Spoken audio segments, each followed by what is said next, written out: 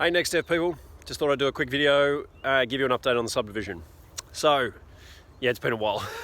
For those of you who've done a bit of subdivision work, you know this stuff takes time. It's a slow moving process. Basically, it's a lot of paperwork followed by a brief sprint of civil works and a sales process. So the paperwork that we're doing at the moment, we've had council sign off. All our civil engineering designs are done. That's pretty exciting. Council have signed off on all those plans. And TasRail have signed off. They even sent me an invoice the other day. Everything came in on budget. One small tweak we did was to realign the water meters on one spot so that we lined up the two new meters next to the old meter. Saved us doing the old meter, replacing the old meter or even moving it. It was good. They were going to charge us about $1,700 to move that old meter, but by using it as it is, we saved $1,700, and by using it at all, we saved the $2,000 something to replace it with a new meter. So that's a good outcome, good little saving. Yeah, Tas networks, power connections have all been spec'd. It was a little more expensive than we expected. I think it came out to be about $5,000 a block, but that's underground power to the block, pretty much ready to go. So it's not the worst outcome in the world. There'll be little tombstone connectors, so mainline connectors to a sort of a tombstone box up there, and then underground right into the blocks. So that's good. The big issue here is the railway line. So stormwater on this block runs right across the back, down the bottom. That services our 7 blocks. And then up here where you see the existing houses at the top, they all dump straight under their fence at the moment. And that stormwater just goes overland down to TasRail's infrastructure, pools, and goes under the railway line down there. There is a big pipe down there. So our proposal was to connect all of their pipes into one big pipe, all our pipes into one big pipe, run them together in the corner. Council take care of the top, we take care of the bottom, and then straight into the TasRail pipe under their railway line down to the river. So it's the same water, just being delivered via pipe, not being delivered via overland flow. A lot of this surface is rock. There's a lot of rock just under the dirt here. So a lot of it wasn't soaking in. It's sheetrock here. It was all running down there anyway. So you weren't getting a lot of soak in. Now, TasRail weren't keen. So they said, no, you're not connecting to our infrastructure. So our new proposal is to run through the stock crossing. So there's a square culvert that is down there. This land and the bottom land used to be the same property, owned by the same sort of family, and they used to run animals on here, and they used to go through that stock crossing. Now that stock crossing is no longer used because we own the top half. The bottom has a little bit of animals, but he's got road access, he'll use that. He's certainly not coming across our land once the housing and fencing and stuff's up. So yeah, so that stock crossing, that culvert, we propose that we put the stormwater pipe through it. Then backfill over the top of it and route it around the side and connect it down to where the water's already going out down into the river, the other water. So we're waiting for TasRail to assess that proposal. Yeah, it's just taking forever. People are on leave, people aren't reading the right plans.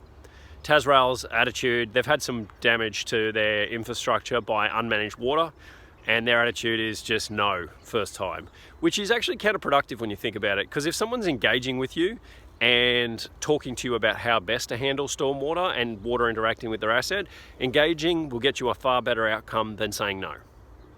But their first reaction is no, and like we're finally, after 6-8 weeks of work and interaction, we've finally got them to start looking at it, and it's almost like an engineer hasn't even looked at it to date.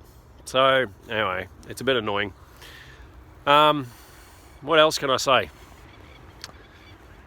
Yeah, once we get that TasRail sign off about how that stormwater is handled down the bottom there, we will then basically be ready to go. So the driveway at the top here is, I had my landscaper all lined up to come in and help with that, 3 weeks ago, but due to TasRail stuffing us around, I had to cancel that because there's no point spending money on all the work that we need to do till TasRail sign off. Well, until TasRail signs off, everything's, potentially could fall over. So yeah, once TasRail sign off, landscaper in straight away, get that driveway up there set up, get it as my sales point The driveway down the bottom where all the machinery comes in. The machinery will put it on the stormwater and the sewer.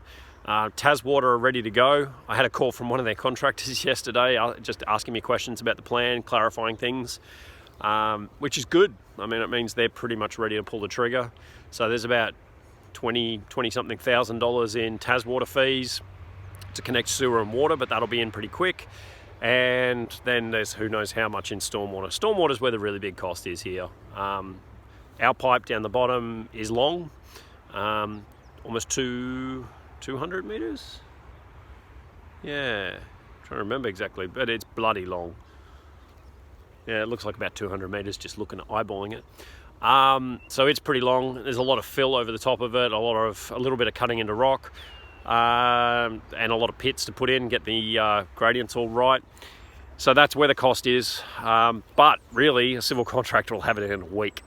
It's a pretty quick way to spend money. So, yep. Anyway, we need to get these TasRail approval. Everything's Tas something down here. TasRail approval, and then we need to get the rest done. Council are all happy. Everything's signed off. We just need that TasRail approval so that our stormwater gets to the other side and down into the river. So yeah, like and subscribe. Usual sort of thing down there. Check out these videos when they come up. I'll try and do them a bit more regularly, but I say that pretty often. Subdivisions are slow. It just takes time. Check out our Instagram page. Put a lot more content on there, but mostly the reno stuff. And yeah, check out the Facebook page. I've got a closed group on the Facebook page for this subdivision where I'm happy to answer any questions you want. I don't mind to share anything you like on there. And let's get this finished.